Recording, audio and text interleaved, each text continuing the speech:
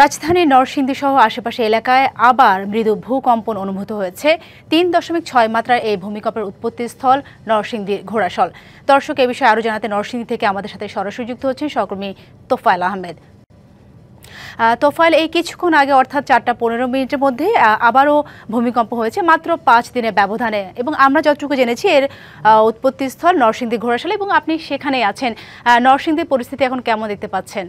সাথী, আপনি যেমনটা বলছিলেন, এই নিয়ে কিন্তু গত এই কয়েকদিনে কিন্তু কয়েক দফায় ভূমিকম্প হয়েছে। আর শুরুটা ছিল গত 21শে নভেম্বর, কিন্তু সকাল 10:38 যে ভূমিকম্পের 5.7 মাত্রার ভূমিকম্পদের মধ্যে শুরু হয়েছে। এরপরে কিন্তু 22শে নভেম্বরেও কিন্তু একাধিকবার ভূমিকম্প অনুভূত হয়েছিল, এবং আজকে কিন্তু বিকাল 4:15 নাগাদ কিন্তু আবারও যে 3.6 মাত্রার ভূমিকম্প অনুভূত হয়েছে। তবে এতে করে এখনো পর্যন্ত নরসিংদী জেলার কোথাও আমরা কোনো হতাহতের খবর পাইনি। আমি এই মুহূর্তে আছি নরসিংদী শহরের বাসা এলাকার একটি বহুতল ভবনে। আমি আপনাকে দেখাতে চাই যে একটি নিস্তব্ধ শহর। এখানে কিন্তু আমরা দেখেছি যে আজকেও ভূমিকম্পের পরে বেশ কিছু মানুষজন কিন্তু তাদের বাসাবাড়ি ছেড়ে নিচে এসেছে। তবে এখনো পর্যন্ত জেলার কোথাও আমরা আহতের বা বড় ধরনের ভবন ফাটল কিংবা ভাঙনের কোনো খবর আমরা পাইনি।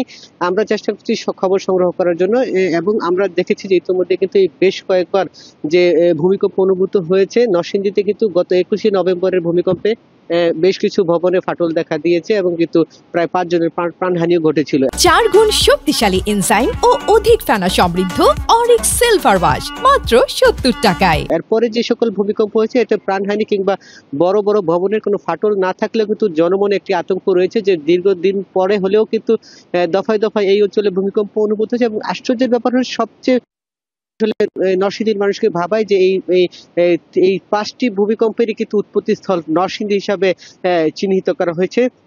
এবং আমি কথা বলেছি এখানকার যে সকল আবহাওয়া অধিদপ্তরের সাথে, তারা কিন্তু জানিয়েছেন যে এই ভূমিকম্প কিংবা এগুলি কিন্তু কোনো পূর্বসূত্রতা পাওয়ার কোনো সুযোগ নেই, এবং এই জন্য কিন্তু আসলে ঢাকা কিংবা কেন্দ্রীয়ভাবে এগুলোর নির্দেশনা দেওয়া হয়। কোনো সচেতনতা আমরা এখনো পর্যন্ত দেখিনি।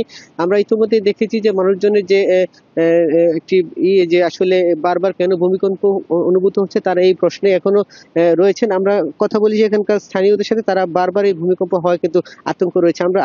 আমরা দেখেছি যে এই গত যে কয়েকদিনে ভূমিকম্প অনুভূত হয়েছে, গতকালও কিন্তু বঙ্গোপসাগরে 118 কিলোমিটারের মধ্যে কিন্তু 4 মাত্রার যে ভূমিকম্প অনুভূত হয়েছে, এতে কিন্তু কক্সবাজারের টেকনাফ সহ বিভিন্ন পাহাড় পর্বত কেঁপে ওঠে, এবং এতে কিন্তু নরসিংদী সহ সারা দেশে আতঙ্কে রয়েছে যে ভূমিকম্প বারবার হচ্ছে। তো আমি এখানকার যে স্থানীয় জনগণ তাদেরকে দেখেছি যে উদ্বেগ প্রকাশ করতে। তো সাথী, বড় ধরনের কোনো খোঁজ খবর আহত কিংবা হতাহতের খোঁজ খবর কিংবা ভবন ফাটলের খোঁজ খবর না থাকলেও আমরা চেষ্টা করছি যে কোথাও কোনো ক্ষয়ক্ষতি আছে কিনা সেটি তুলে ধরার। তো সাথে এই ছিল নরসিংদী থেকে ভূমিকম্পের সর্বশেষ পরিস্থিতি। তোফায়েল, আপনাকে অসংখ্য ধন্যবাদ আমাদের সাথে যুক্ত হবার জন্য।